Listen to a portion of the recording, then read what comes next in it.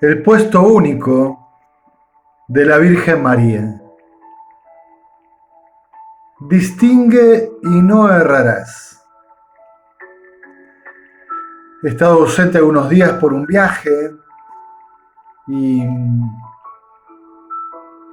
he estado madurando esta comunicación sencilla.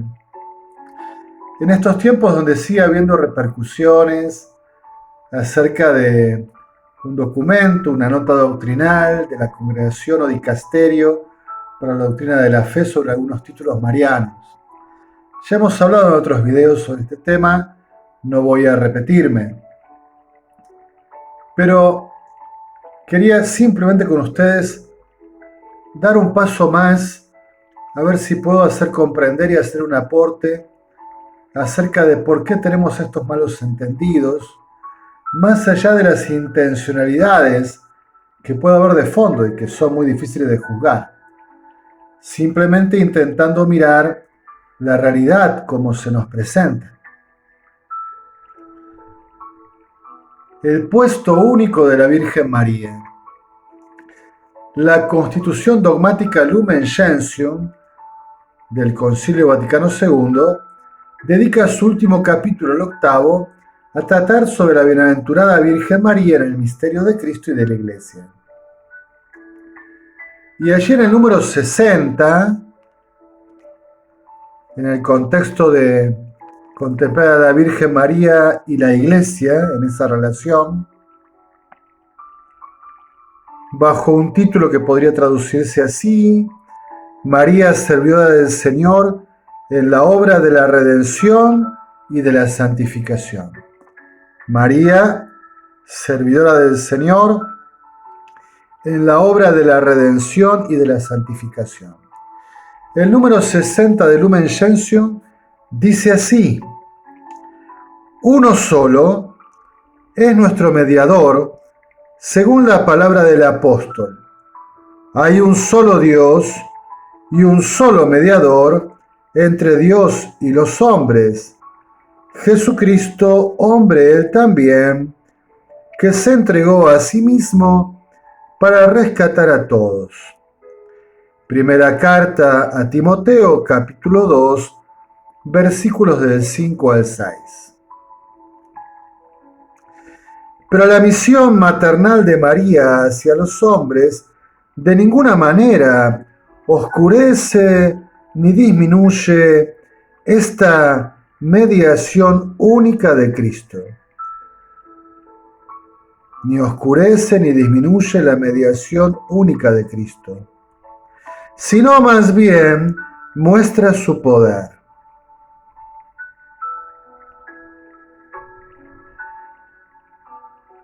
Porque todo el influjo salvífico de la bienaventurada Virgen, fíjense qué expresión, todo el influjo salvífico de la bienaventurada Virgen,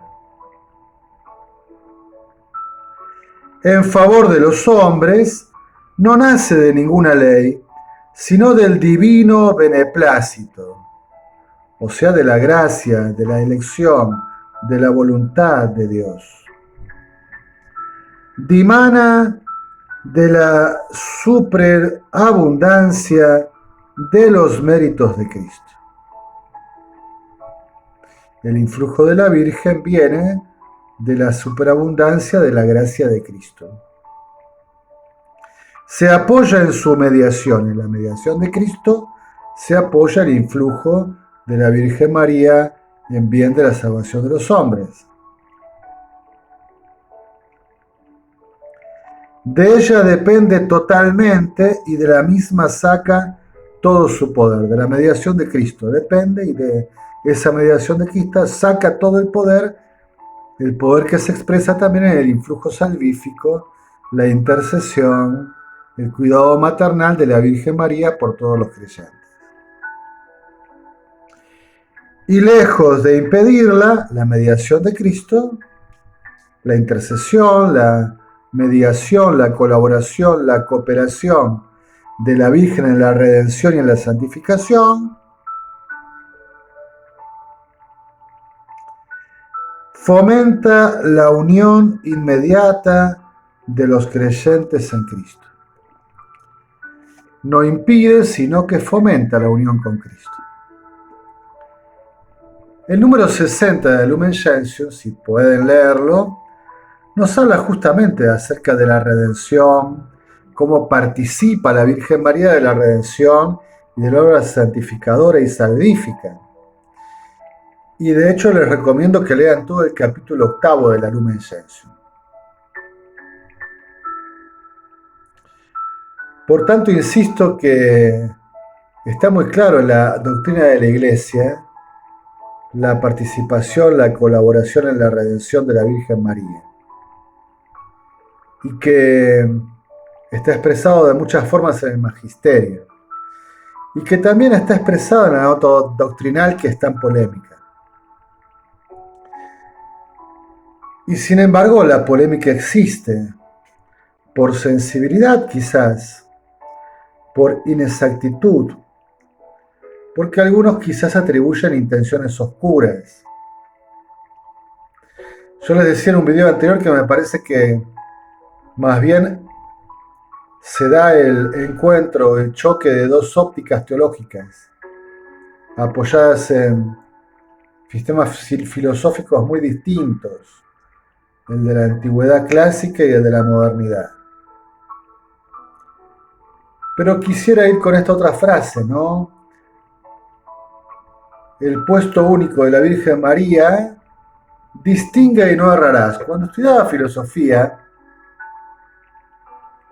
hace ya muchos años, casi 3 décadas,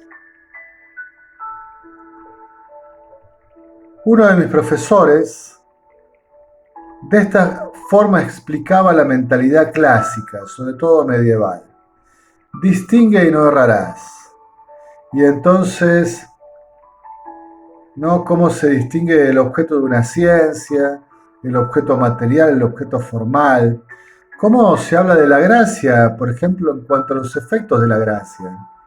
Si es sanante, si es santificante, elevante, si es una gracia dada gratis para el bien de la iglesia, o si además de esa gracia es para la maduración de la santificación de la persona.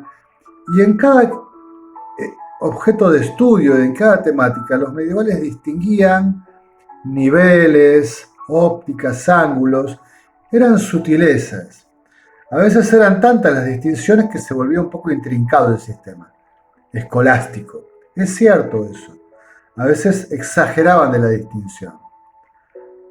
Pero distinguían y colocaban matices para comprender la realidad de un modo más amplio, con más gama de colores, por así decirlo, ¿no? Comprendiendo lo que es esencial y cómo uno ilumina de distintos ángulos y percibe otras facetas. La realidad es la misma, pero esos matices son tan importantes. Distingue y no errarás.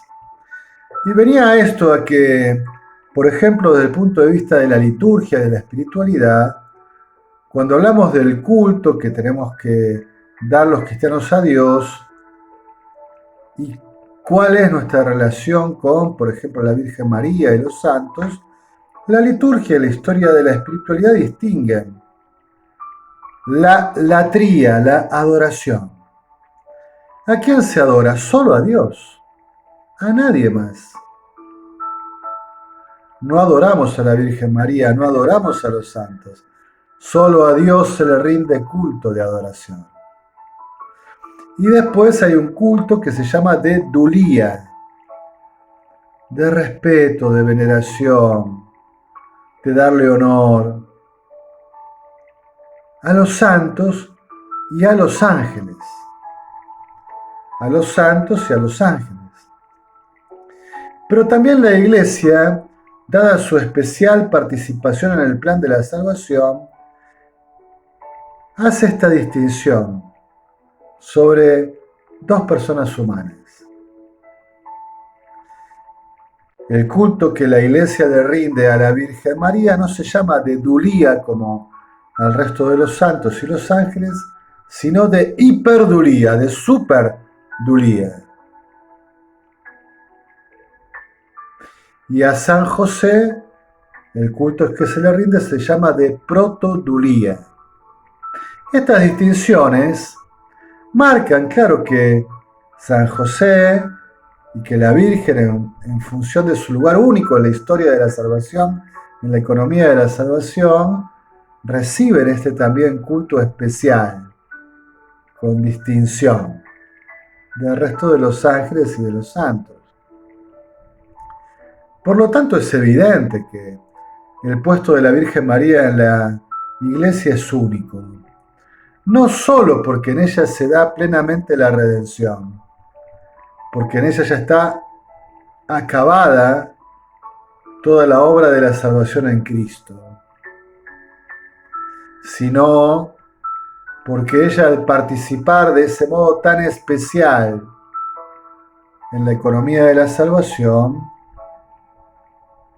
está, digamos, para que ustedes lo comprendan de un modo simple, a nuestro nivel, el de las criaturas y el de todos los discípulos de Jesús, pero no está a nuestro nivel en algún punto, porque nosotros no hemos sido llamados a ser la madre de Dios en el sentido de la encarnación. Es un privilegio único de la Virgen María. Nosotros podremos ser madres de Jesús en un sentido espiritual, darlo a luz por nuestras obras, mediante la fe, la esperanza, la caridad. Pero una sola persona humana, que tenía que ser mujer, claramente, pudo ser llamada, y así fue, a ser la madre de Dios, de la segunda persona del Verbo, según el orden de la encarnación. Evidentemente la Virgen María tiene un puesto único en la Iglesia y no puede ser reducida a una discípula más. Es la más excelsa y tiene, digamos, una distinción, una gracia muy especial en torno a su elección como Madre de Dios. Voy a continuar un segundo con este planteamiento, pero hago este pequeño paréntesis. El problema de estas confusiones que tenemos hoy, a veces en la Iglesia con documentos, es un problema filosófico y teológico. Lo anticipo y después un poco lo explico. Es que la teología ha dejado de estar ordenada a la mística, a la contemplación del misterio. Y la teología se ha vuelto demasiado antropocéntrica y, unida a la modernidad, no pocas veces racionalista, que es un exceso del uso de la razón unida a la fe, iluminada por la fe. Voy a poner un ejemplo. Nosotros decimos que Jesucristo es verdadero Dios y verdadero hombre, pero no decimos que Jesucristo es persona humana. Jesucristo es persona divina, la persona eterna del Logos. Y entonces, ¿en qué sentido es humano? Bueno, asume una humanidad completa, que la une a esa persona divina eterna del Verbo. ¿Y qué asume de la humanidad? Toda una humanidad completa. No es que solo asume un cuerpo y el Verbo le hace de alma, por ejemplo. Asume una humanidad que tiene alma y cuerpo. Asume una humanidad que tiene inteligencia y tiene voluntad. La une a la persona del Verbo, en un término técnico que se llama unión hipostática, unión en la persona, en la naturaleza divina del Verbo. Por eso algún concilio va a definir que la voluntad humana en Cristo, en Jesucristo, sigue en todo a la voluntad divina. No hay una absorción. Jesucristo tiene voluntad divina, la única voluntad del Dios uno, Padre, Hijo y Espíritu Santo, y tiene una voluntad humana, que unida a la persona del Verbo por la encarnación, está en plena unidad, en plena sintonía, en plena sinergia. Y entonces, Claro, la humanidad que asume a Jesucristo nos queda cerca, pero también nos queda lejos. En las teologías nuevas, las cristologías renovadas, han intentado introducir temas de psicología, temas de teoría del conocimiento, porque aunque sea muy fuerte decirlo, por ejemplo, uno dice, bueno, en Jesucristo, en el misterio de Jesucristo, Dios, en la persona del Verbo, lloró siendo bebé porque tenía hambre y le pedía a su madre que le diera de comer. Es muy fuerte decir esto, ¿no? Que Dios en la persona del Verbo llora para pedir de comer a su madre. Y Jesucristo en la persona del Verbo que une esta naturaleza humana en la unión hipostática, también aprende un idioma, el arameo. Y también tendrá procesos psicológicos, anímicos, y que en los evangelios también se perciben si está apasionado, si está sereno, si tiene un tono severo, un tono dulce, lo que fuese. Acá el problema es que nosotros, en las teologías nuevas, que dependen de la modernidad, hemos puesto en el centro al hombre y hemos violentado el principio de analogía. La analogía es una comparación, por así decirlo, en la cual se tiene claro que es una comparación limitada, donde algo se revela y algo se oculta. En algo se parece y en algo no, decían, o en todo se parece y en todo no se parece. Es decir, no es una exactitud, es una comparación donde hay un sentido de subordinación, por así decirlo, ¿no? Y entonces el reino de Dios se puede comparar a un banquete, pero la imagen del banquete nos muestra y al mismo tiempo no agota lo que el reino de Dios es. Es una analogía. Y entonces si alguien esperara en el cielo una mesa con un montón de manjares y comer sin indigestarse toda la eternidad, evidentemente el reino de Dios es mucho más que eso, ¿no? Es una analogía. Y digo, hemos violentado la analogía porque nosotros muchas veces pensamos desde nuestra humanidad, desde nuestra psicología. Por ejemplo, nosotros sabemos cómo somos tentados por el adversario y por el enemigo. Y por la forma en que nosotros somos tentados, podemos algo entrever de cómo habrá sido tentado Jesucristo en el desierto por el demonio. Pero hay mucho que no vemos porque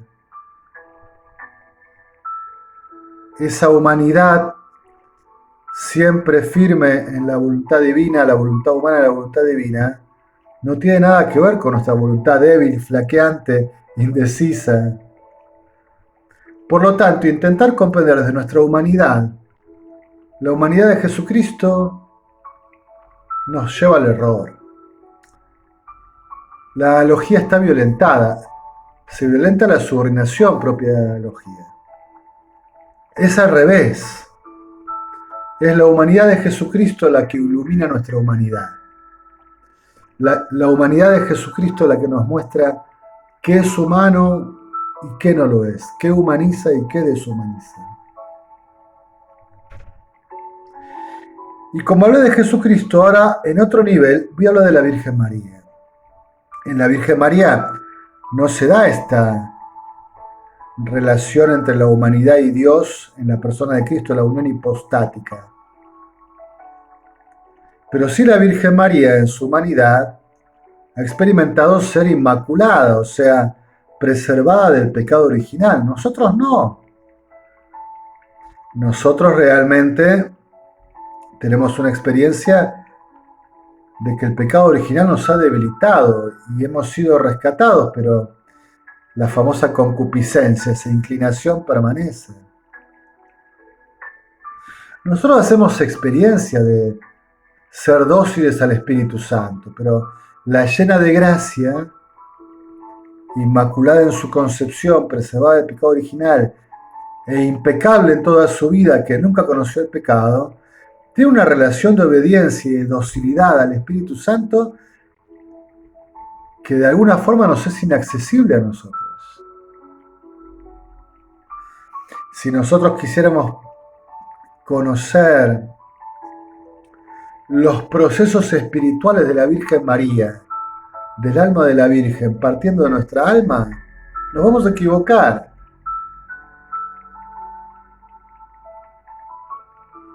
Al revés, la Virgen María, con ese alma siempre impecable, es la que nos muestra a nosotros cómo debemos crecer, madurar y dejar que la gracia nos santifique para llegar a esa transformación, esa transfiguración, que haga que realmente nosotros también podamos ser enteramente dóciles y erradicar el pecado, si es posible, de nuestra vida. Y como nos cuesta y nos lleva toda la vida, y son muy pocos realmente los que creo que pueden experimentar que por la obra transformadora de Dios durante la vida han llegado a un momento donde están como con cierta certeza de que están tan unidos a Dios que ya no puede haber pecado mortal en sus vidas. Entonces, ven, creo que un problema de las teologías nuevas es esto, que quiere partir para explicar o para acercarse al misterio de la Virgen y también para acercarse al misterio de Jesucristo, de nuestra humanidad. Y eso lo único que hace es empobrecer el misterio de la Virgen y empobrecer el misterio de Jesucristo. Lo acercamos a nosotros, pero le quitamos su dimensión, que está más allá de nuestra experiencia. Este antropocentrismo moderno finalmente termina diluyendo el misterio. Las teologías cristianas del medioevo tenían una profunda reverencia al misterio. Sabían que estaba más allá de lo que podemos comprender, de lo que podemos decir. Comprendían bien el principio de la analogía en teología, ¿no? Y entonces por eso podían no equivocar el camino.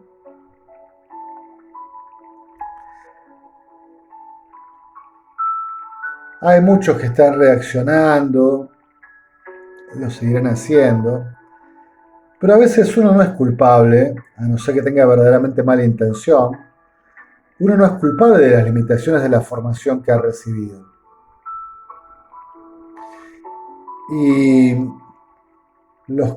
aquellos teólogos que no han logrado hacer una buena síntesis, no han intentado hacer una buena síntesis entre la teología clásica y las teologías nuevas, y solo se han quedado con las teologías nuevas, renovadas, van a construir un pensamiento, digamos, técnicamente se llama inmanentista, sin trascendencia, antropocéntrico, vaciado de misterio. Van a violentar la analogía, como yo decía, ¿no? Y van a intentar poner en el centro al hombre y desde el hombre comprenderlo todo, pero la verdad que ya vimos que no es posible. Si Jesucristo, que es verdadero Dios y verdadero hombre, está más allá y siempre va a ser inagotable y siempre va a permanecer en el misterio porque es Dios y porque su humanidad es única y la unión de su humanidad en la hipóstasis del Verbo eterno es única y siempre nos va a quedar cerca y lejos. También la Virgen María es única, inmaculada en su concepción, sin pecado, la Panagía, la toda santa. No, creo que ahí está la equivocación. Y también algunas limitaciones cuando el documento, la nota doctrinal, plantea a María como discípula y la quiere traer como una más entre nosotros, lo cual claramente es una discípula entre nosotros, pero la más excelsa, pero hay un dinamismo en la Virgen, por gracia, que excede el dinamismo de gracia que nosotros podemos experimentar. Lo digo en términos técnicos.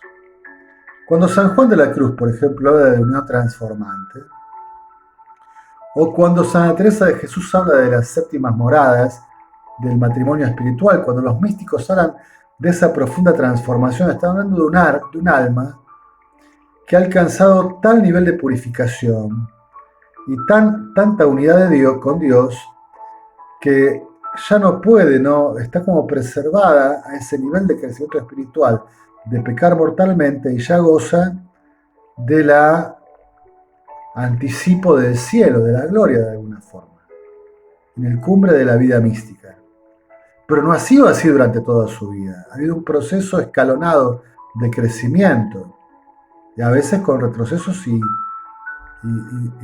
retomar el camino. En cambio, en la Virgen María esto hay que predicarlo desde el comienzo. Siempre ha sido así la experiencia espiritual de la Virgen María, ¿no? Como en el punto más alto de la mística, porque no había pecado en ella, porque estaba en plena posesión de su libertad y en plena donación y docilidad al Espíritu, y así permaneció y vivió. Entonces, si nos asombramos de los místicos, cuando viven esa gran experiencia de unión transformante, uno podría decir, la vida de la Virgen María de principio al fin fue toda una vida mística, en esa cumbre tan excelsa, y nos queda tan lejos. Yo le diría a muchos teólogos contemporáneos que no sean mezquinos, y que no seamos orgullosos y soberbios. Porque a veces queremos acercar a Jesús y a la Virgen tanto a nosotros porque no podemos aceptar que estamos en camino todavía.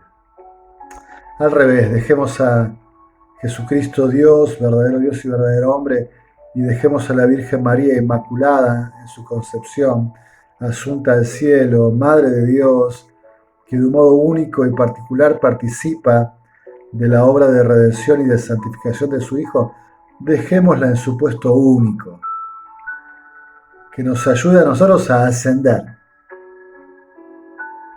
No la bajemos a ella para sentirnos nosotros en mejor estado. Al revés, dejemos en alto a la Virgen y permitámosle a la gracia de Dios con nuestra conversión ascender algún día a alguna cumbre. En alabanza y gloria de la Santísima Trinidad.